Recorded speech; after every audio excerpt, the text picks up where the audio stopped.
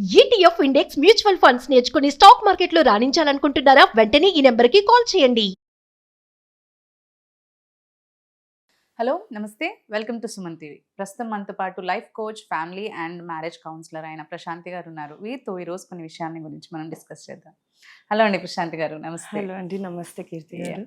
So మనం relationships గురించి చాలా ఎక్కువగా మాట్లాడుకోవాలి. ఎందుకు అంటే ఇప్పుడు ఎవ్రీ మ్యారీడ్ కపుల్స్లో మనం చూస్తూనే ఉంటాం, ఐదర్ డిస్ప్యూట్స్ లేదంటే డైవర్స్ కేసెస్ ఎక్కువగా చూస్తున్నాం.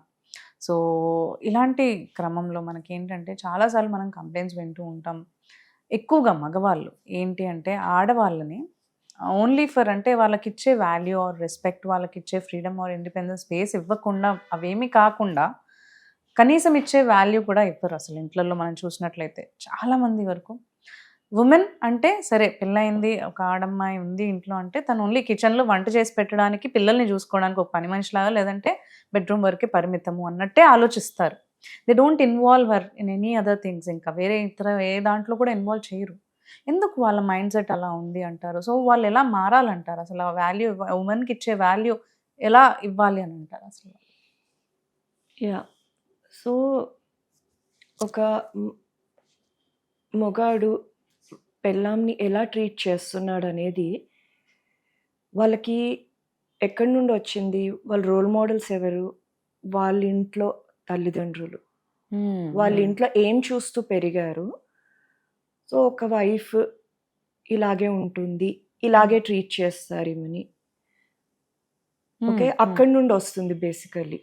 Okay okay. సో ఆ ఇంట్లో ఎలా ట్రీట్ చేశారో ఇతను కూడా అలాగే ట్రీట్ చేస్తారు వైఫ్ని, unless he is expose to some other environment. ఇప్పుడు ఎక్కడన్నా కొందరు ఊళ్ళలో నుండి వచ్చి సిటీలో మంచి చదువులు ఉంటాయని ఎవరి ఇంట్లోనో ఉండి చదువుకోవడము, అక్కడ ఆ కపుల్ని, అది మంచి కపుల్ అవుతే అలా ఆ మంచి తీసుకోవచ్చు, వాళ్ళు తెలుసుకుంటారు. అలాగే మూవీస్ కానివ్వండి, ఫ్రెండ్స్ కానివ్వండి, ఎలా ట్రీట్ చేస్తున్నారు వాళ్ళు, they pickup these clues. Okay, భార్య అంటే ఇలా ట్రీట్ చేయాలి. సో అక్కడి నుండి వస్తుందండి.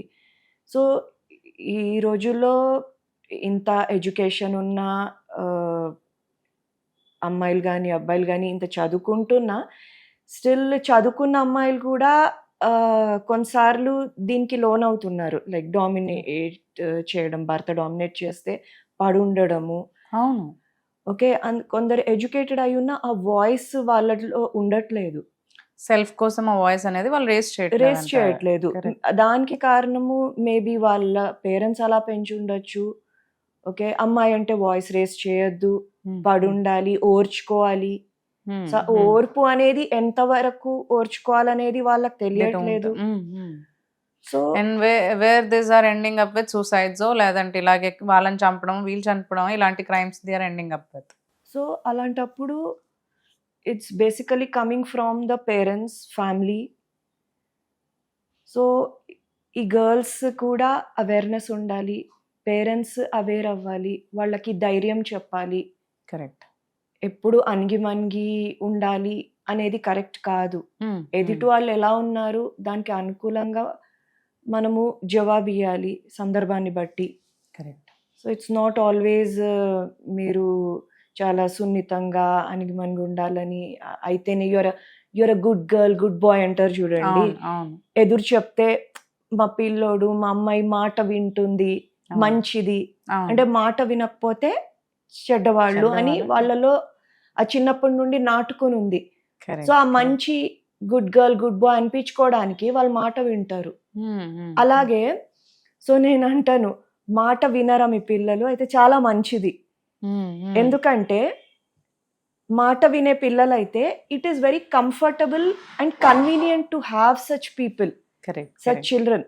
ఎందుకంటే మాట వింటే నా పని హాయిగా అయిపోతుంది. యాజ్ అ మదర్ నాకు ఎక్కువ తలనొప్పి ఉండదు, మాట వింటారు.